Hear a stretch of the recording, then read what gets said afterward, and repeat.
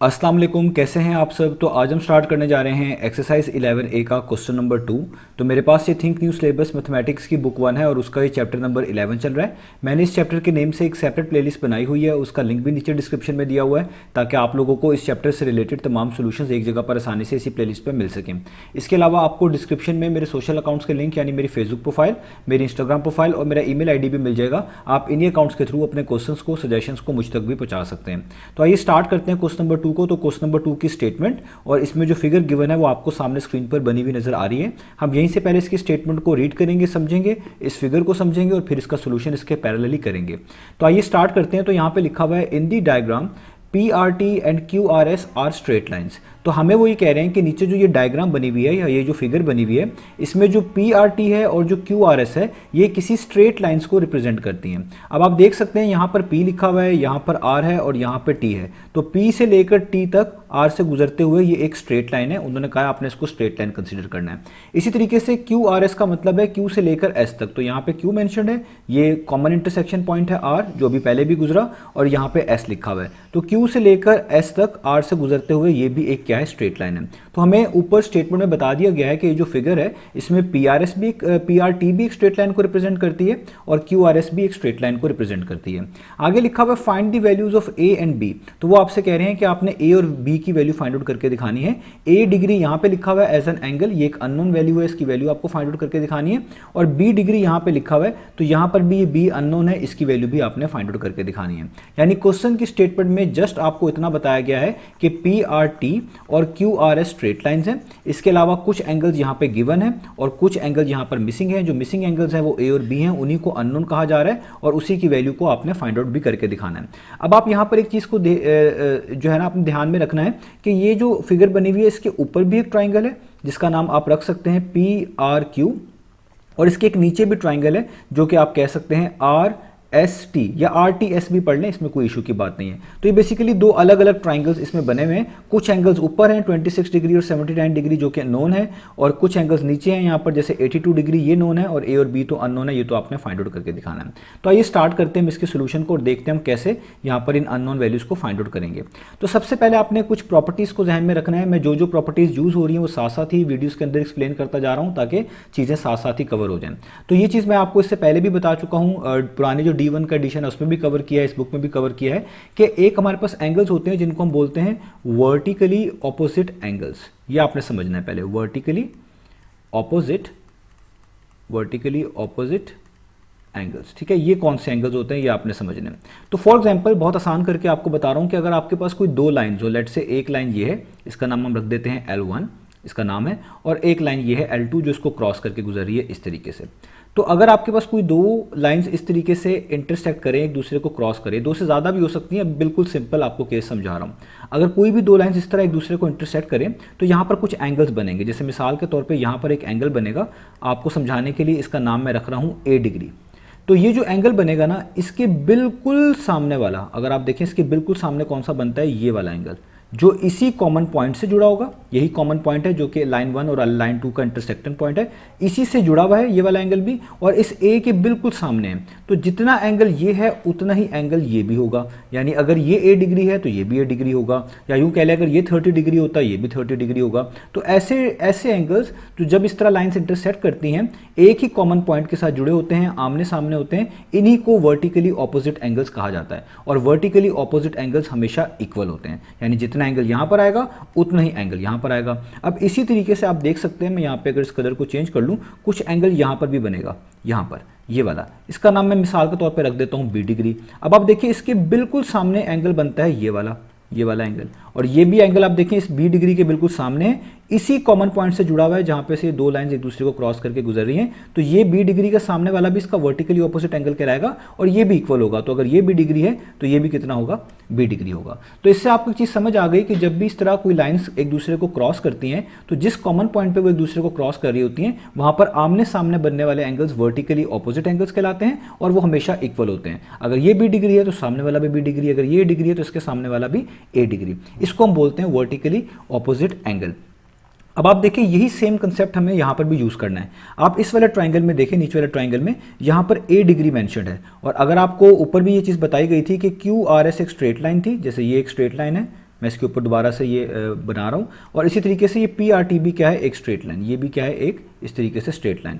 तो अगर ये वाला एंगल ए डिग्री है, आप देखिए ये दोनों लाइंस एक दूसरे को इस कॉमन पॉइंट के ऊपर टच कर रही हैं, तो अगर ये वाला एंगल ए डिग्री है तो इसके बिल्कुल सामने वाला जो इस पॉइंट से भी जुड़ा होगा कॉमन से और इसके सामने भी होगा, वो भी क्या होगा, वो भी ए डिग्री होगा और इसका नाम क्या होगा, वर्टिकली ऑपोजिट एंगल, जैसा कि मैंने आपको यहां पर समझाया। तो इससे ये पता चल गया कि ये जो पी और क्यू के दरमियान आर पे एंगल बन रहा है ये भी ए डिग्री होगा, क्योंकि इसके सामने भी ए डिग्री है और वर्टिकली ऑपोजिट एंगल की कंसेप्ट की वजह से ये दोनों ए हम बोल रहे हैं। ठीक है, तो हमें यही चीज पहले ही मेंशन करनी पड़ेगी, क्योंकि हम यहां पर ए डिग्री इसको इसलिए कह रहे हैं तो क्योंकि इस वाले ट्राइंगल में दो एंगल्स हमारे पास गिवन है, जो ऊपर वाला ट्राइंगल है, और किसी ट्राइंगल में अगर दो एंगल गिवन हो तो तीसरा एंगल आसानी से निकाला जा सकता है। नीचे वाले ट्राइंगल में आप देखिए सिर्फ एक एंगल 82 डिग्री गिवन है, बाकी ए और बी की वैल्यूज हमें मालूम नहीं है, तो इसलिए हम यहां पर ना ए की फाइंड आउट कर सकते थे ना बी की फाइंड आउट कर सकते थे।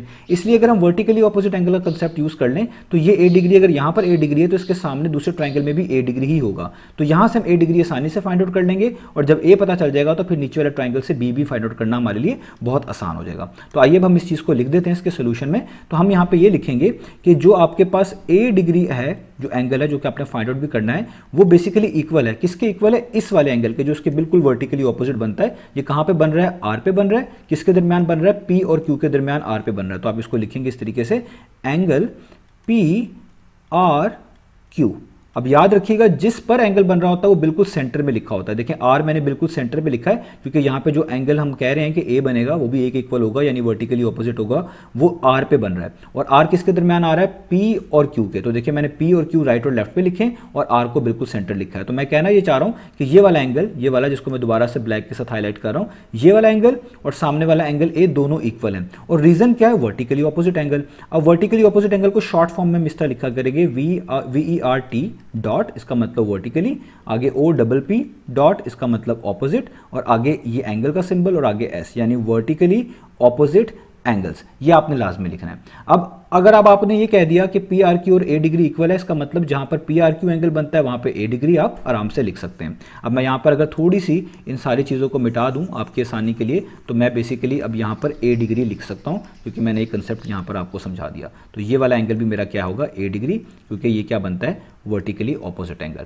अब जब ये वर्टिकली ऑपोजिट एंगल बनता है चीज़ें आसान हो गई। अब ये जो ट्राइंगल है आपके पास ऊपर वाला पी आर क्यू, आप इसको कह लें, इसमें एक एंगल ए डिग्री है, एक 26 डिग्री है, एक 79 डिग्री है। तो मैं आपको ये पहले भी बता चुका हूं कि किसी भी ट्राइंगल में आपके पास तमाम एंगल्स का अगर आप सम निकालें, जो उसके इंटीरियर एंगल्स होते हैं, वो हमेशा 180 डिग्री के इक्वल आता है। तो यानी यहां पर अगर आप इस ए डिग्री को लिख लें, जो आपने भी यहाँ पर कहा है पी आर क्यू वाला एंगल है, और इसके अलावा बाकी दो को भी लिख लें ऐड करके, यानी 26 डिग्री को भी और 79 डिग्री को भी, तो ये सब वैल्यूज ऐड करके कितनी बननी चाहिए, 180 डिग्री के इक्वल बननी चाहिए। और इस प्रॉपर्टी का नाम क्या है, इस प्रॉपर्टी का नाम होता है एंगल, ये एंगल का सिंबल, सम कर रहे हैं हम, किसका सम कर रहे हैं, इस ट्राइंगल के तमाम एंगल्स का। इस ट्राइंगल का नाम क्या है, पी आर क्यू, ठीक है, तो आप पी क्यू आर भी कह सकते हैं। तो ट्राइंगल पी आर क्यू, तो आप यूं कह सकते हैं कि angles sum of triangle P R Q, ठीक है।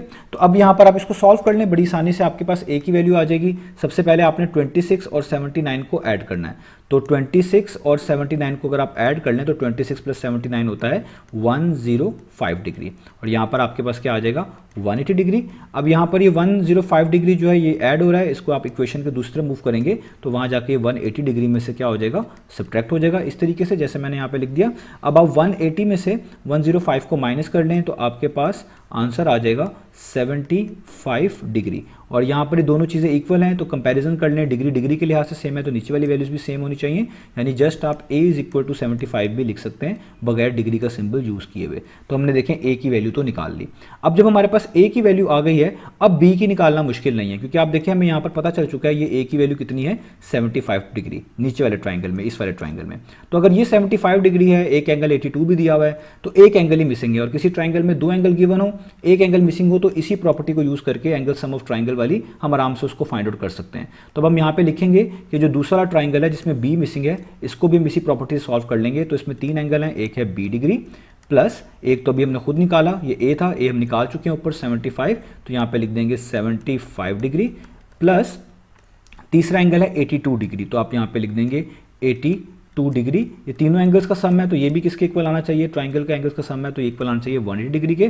प्रॉपर्टी वही है, ये वाली जो यहाँ पे आपको समझाई थी वही यहाँ पर भी आप लिख सकते हैं, एंगल्स सम ऑफ ट्राइंगल, इस ट्राइंगल का नाम भी है वो आप ऊपर से देख लें, आर एस टी कह लें, आर टी एस कह लें, कोई इशू नहीं है। तो यहाँ पे हम लिख लेंगे आर एस टी, ठीक है। अब जस्ट इसको आप सॉल्व कर लें तो बहुत इजी है। यहाँ पे बी डिग्री वैसे का वैसे ही आएगा। 75 में आप 82 ऐड करें तो ये आपके पास आ जाता है 157 डिग्री, इक्वल टू का साइन वैसे ही 180 डिग्री वैसे का वैसे ही, ये प्लस 157 डिग्री है, इसको आप इक्वेशन के दूसरी तरफ मूव करेंगे तो ये वहाँ जाकर सब्ट्रैक्ट हो जाएगा 180 से, यानी 180 माइनस 157 डिग्री हो जाएगा। अब आप 180 में से 157 को माइनस कर दें तो आपके पास बी डिग्री की वैल्यू आ जाएगी 23 डिग्री। और यहाँ पे दोनों चीज़ें इक्वल हैं तो कंपैरिजन अगर आप कर लें तो डिग्री डिग्री के लिहाज से सेम है, तो ये बी और 23 भी इक्वल होने चाहिए, यानी बी इज इक्वल टू 23 भी आप लिख सकते हैं बगैर डिग्री को यूज़ किए हुए। तो देखिए यही दो अननोन थे जिनकी वैल्यूज हमने फाइंड आउट करनी थी। तो ए की वैल्यू पता चल गई 75 है, बी की वैल्यू पता चल गई 23 है, यही हमने फाइंड आउट करके दिखानी थी। तो देखें इस तरीके से हमने ये वर्टिकली ऑपोजिट एंगल वाला कंसेप्ट यूज़ करके पहले इस ए डिग्री को जो यहाँ पे लिखा हुआ था, हमने कहा कि इसके सामने इस वाले ट्राइंगल में ये वाला एंगल भी जिसका नाम पी आर क्यू था वो भी ए डिग्री है। और यहाँ पे क्योंकि दो एंगल्स पहले से गिवन थे तो इसको निकालना आसान था, इसलिए हमने इस ए को इस वाले ट्राइंगल में एक तरह का शिफ्ट करके इस प्रॉपर्टी के मुताबिक आसानी से निकाल लिया।